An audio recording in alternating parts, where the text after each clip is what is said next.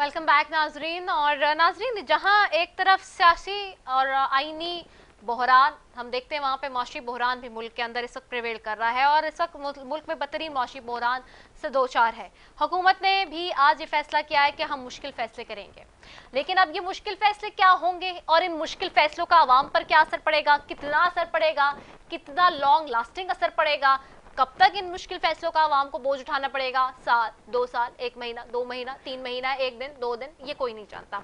ये आने वाला वक्त ही बता सकेगा। लेकिन हमेशा से पाकिस्तान की बदलती हुई हुकूमत का ये बयानिया है कि हमें मुल्क कर्जों में मिला है, और जो आता है वो यही बात करता है कि जी पुराने लोग कर्जों में डूबा मुल्क को छोड़ गए, जिसकी वजह से हालात बुरे हैं। और हम बचपन से यही सुनते आ रहे हैं। हमें बिल्कुल नाकाम मईशत का सामना करना पड़ा है। बदकिस्मती से मौजूदा हुकूमत ने भी अभी तक यही बयानिया बनाया हुआ है। वो हुकूमत जिसमें मैं बार बार बता चुकी हूँ कि जिसमें 4 वज़ीर आज़म, 4 साबिक़ वज़ीर ख़जाना और 12 इत्तेहादी 12 जमातों के शामिल हैं, लेकिन बावजूद इसके अभी तक कोई वे आउट निकल नहीं पाया है।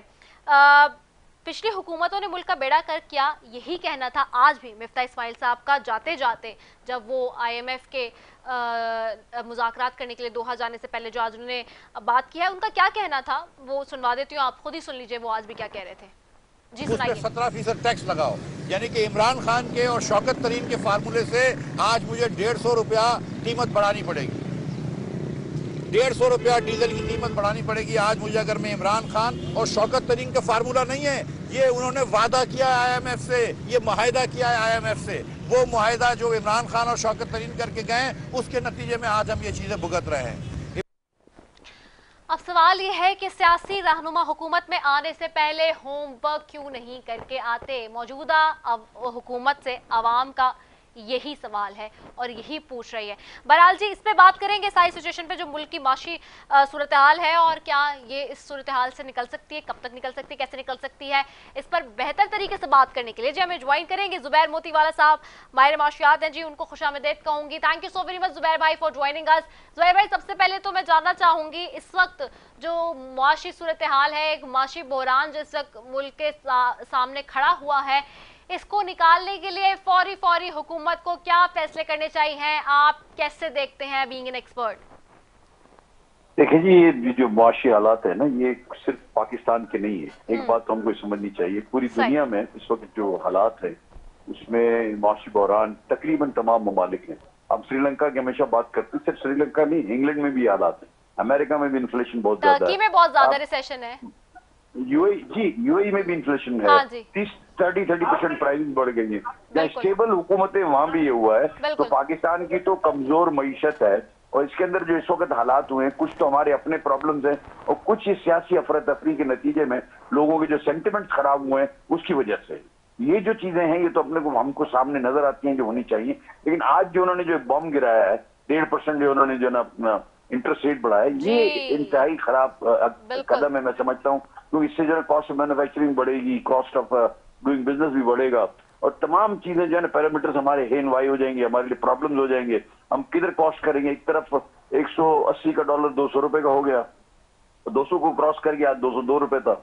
और दूसरी तरफ जो है ना, आप 1.5% आपने इंटरेस्ट रेट बढ़ा दिया, यानी मेरा रॉ मटेरियल जो है वो पहले तो महंगा हो गया 12-14% सिर्फ 4 महीने के पहले से, और अभी जो है ना आपने जो है ना इंटरेस्ट मेरा 1.5% बढ़ा दिया, यानी ओवरऑल कॉस्ट जो है ये 20% से ज्यादा जो है ना उसके अंदर cost of doing business, cost of manufacturing में इजाफा हो गया।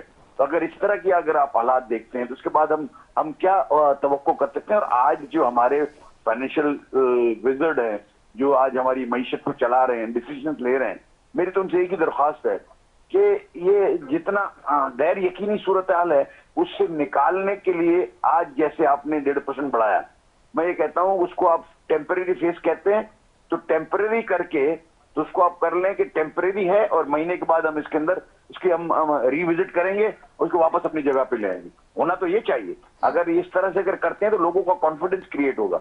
और ये जो 202 रुपए का डॉलर है, हमारे जो पैरामीटर्स हैं वो खराब नहीं है, हमारे एक्सपोर्ट 26% ज्यादा है पिछले साल से।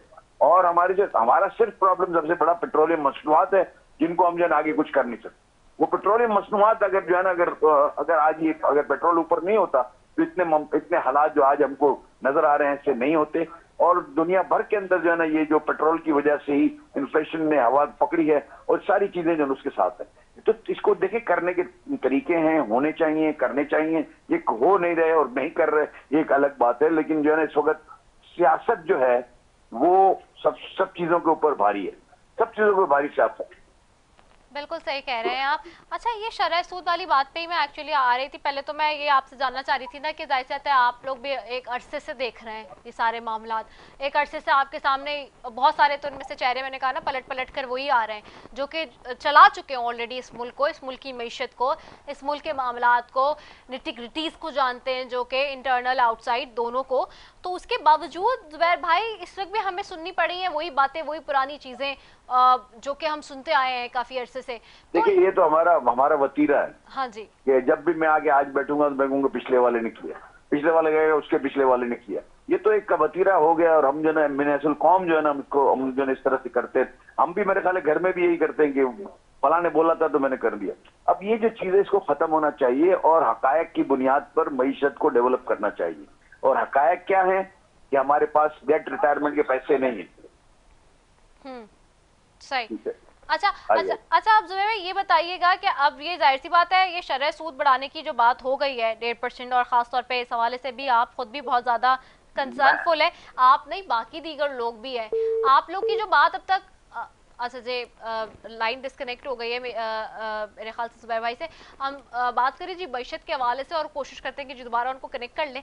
नाज़रीन ये बात बिल्कुल दुरुस्त है और ये बात देखने की भी है कि इस वक्त जो मुल्क की सूरत हाल है माशी एतबार से वो बहुत कंसर्नफुल है, नो डाउट। लेकिन उनकी बात बिल्कुल दुरुस्त थी कि इस वक्त सिर्फ पाकिस्तान के अंदर ही नहीं पूरी ओवरऑल दुनिया में देखा जाए, क्योंकि उसमें बहुत सारे बैडली हैवीली फैक्टर्स रहे। उसमें भी रिसेंट फैक्टर रशिया और यूक्रेन के हवाले से, उसमें माजी में कोविड का फैक्टर है। So all together there are so many factors जिनकी वजह से जो मुख्तलिफ ममालिक के अंदर माशी सूरत हाल वाकई बहुत कमज़ोर हुई है और उसके फैक्टर्स और उसके असरात जो मनफी असरात होते हैं वो मुख्तलिफ इकोनॉमीज़ को बेयर करने पड़े हैं, तो जिसकी वजह से सूरत हाल यहाँ तक पहुँची है। लेकिन उसमें डेफिनेट सी बात है कुछ हमारे अपने भी निगलेशंस है, कुछ हमारी अपनी गलतियाँ और कोताहियाँ भी है, जिसकी वजह से कुछ हमारे डिसीजंस भी ऐसे हैं कि जो कि हमने नहीं लिए, जो कि हमें टाइमली लेने चाहिए थे, जो कि हम नहीं समझ पाए, जो कि शायद समझे लेकिन पॉलिटिकल अपनी गिमिक्स की वजह से हमने उसमें हिंचेस डाली। तो ये वो सारी चीज़ें जिसको हमें देखना बहुत ज़रूरी है। और चूँकि अब पेट्रोलियम मसनूआत की कीमतें बढ़ाने से तो मौजूदा हुकूमत ने इनकार किया, लेकिन साथ ही जी IMF की शराइत के पेश नज़र शरह सूद बढ़ाने का जो इंतहा दिया है ये एक again this is very alarming and concernful, जैसे कि अभी उन्होंने कहा भी। तो ये सूरत हाल सारी मौजूद है जी। अच्छा, अब देखना ये भी है कि जो IMF से जो हमारे इस वक्त जो मुज़ाकरात जो टॉक्स आज होनी है और जिसके लिए मिफ्ता इस्माइल साहब गए भी हैं, क्या उनके नतीजे में कुछ पॉजिटिव वे आउट निकलेगा या फिर अगेन इतनी ही अलार्मिंग सिचुएशन रहेगी? जी तो चले एक ब्रेक लेते हैं जी, ब्रेक के बाद फिर वापस आ रहे हैं। Stay tuned.